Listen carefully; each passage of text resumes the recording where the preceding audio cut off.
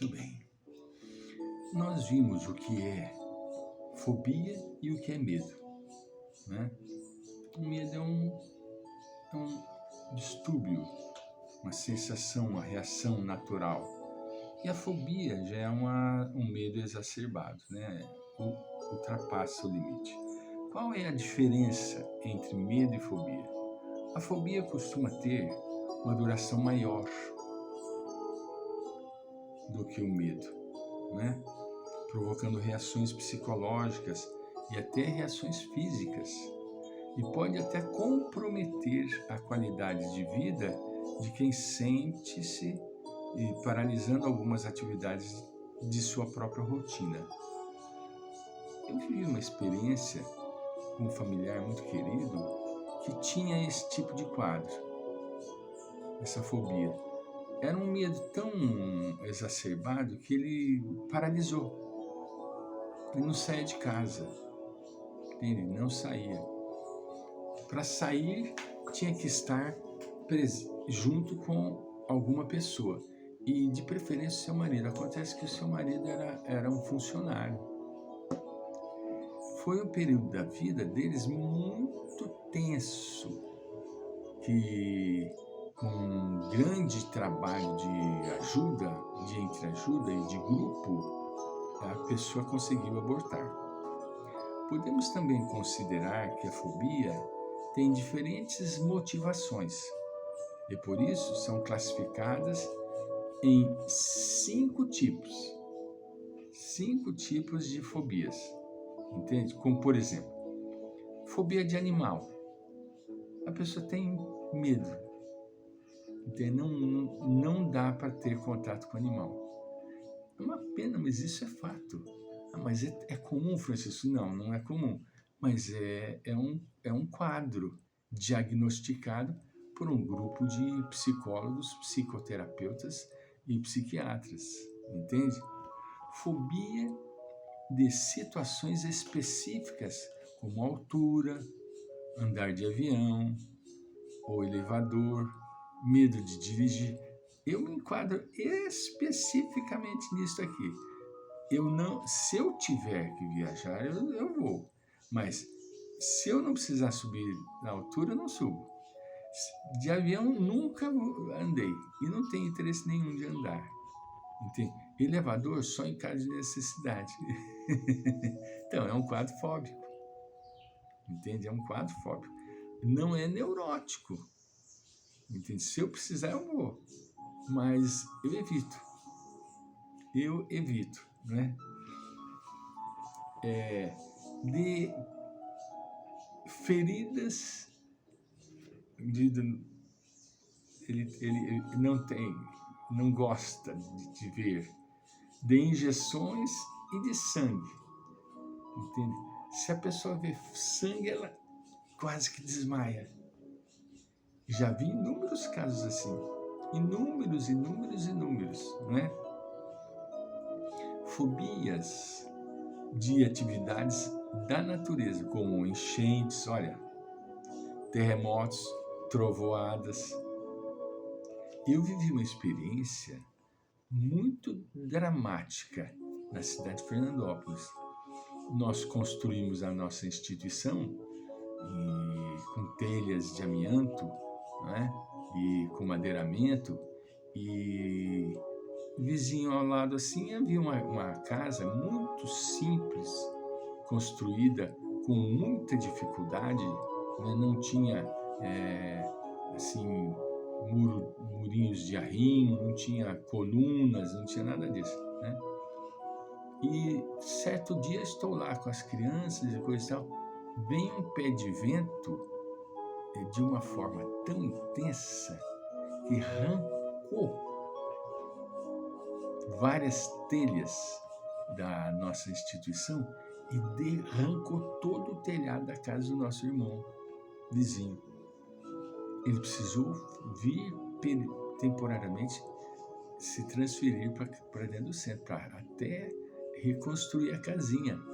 Aí ele pôs coluna e coisa e tal, porque foi imenso o vento, arrancou e jogou longe. Uma viga, uma chamada uma, uma como que chama? É uma vigota, arrancou, passou por cima do nosso telhado alto, que era alto, e caiu no terreno baldio. Entende? Tamanha a intensidade do vento, né?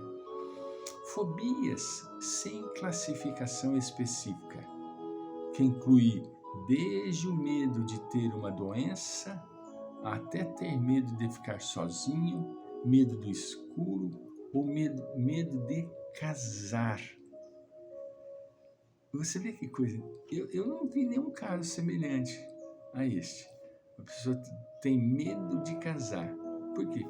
Porque é uma coisa que ele não sabe o que vai acontecer. O que será que vai vir depois? Não é? A fobia social. Medo de exposição e de pessoas. A pessoa não consegue conviver com as pessoas. Um outro caso interessante, agarofobia. Agarofobia é interessantíssimo porque a pessoa ela é um transtorno. Nós sabemos que é do medo, né? O que vem a ser? Ele pode variar os gatilhos para desenvolver a crise. Ele não é legal que ele fique sozinho, tem medo de ficar sozinho, tem medo de ficar fora de casa, viajar de ônibus ou de avião, onde tem muita gente, filas de espera, espaços fechados, como cinema e lojas, ele não dá conta de ficar, espaços abertos como parques. Olha que interessante, que contrassenso. Espaço fechado e espaço aberto. Parques, feiras, estacionamentos. Sentar no meio de uma sala de aula, ou num teatro, ou num cinema. Entende? Transporte público. A pessoa tem medo, se sente mal. Locais onde a possibilidade de saída ou fuga não seja fácil.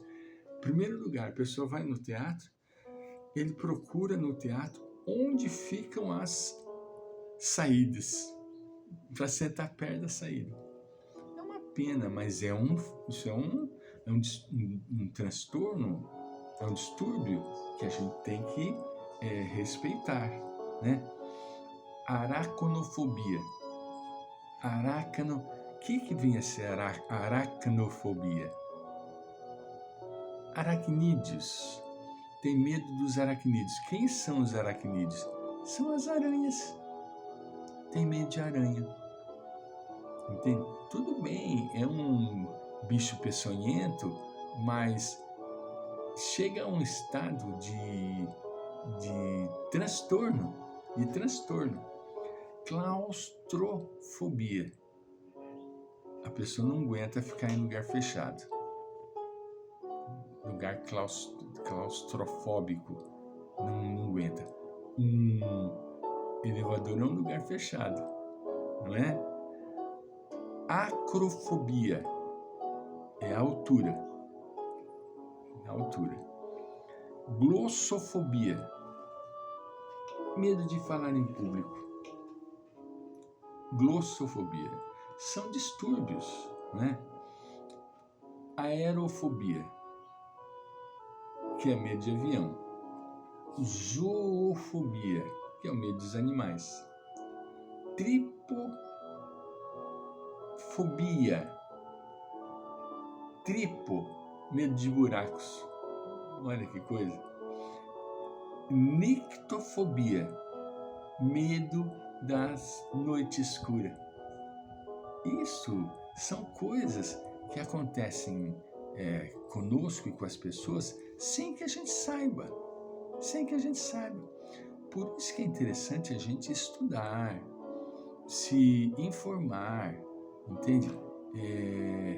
E não ficar receoso de saber disso. É interessante, existem casos de pessoas que, quando ele fica sabendo os sintomas de determinada coisa, a pessoa começa a sentir. Não está sentindo nada. Está bem, sem problema, está em ordem. Mas aí, quando ele ficou sabendo que determinada doença tinha os sintomas assim, assim, assim, ele passou a sentir os sintomas da doença.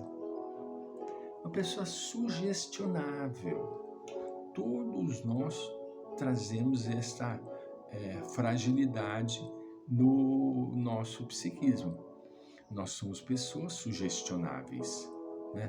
Por isso que é importante a gente se sugestionar com bons pensamentos, com boas ideias, boas ações, se ocupar com coisas positivas, com coisas altruístas, porque eleva o nosso campo vibratório e a nossa aura expande-se em uma vibração lindíssima, positivíssima.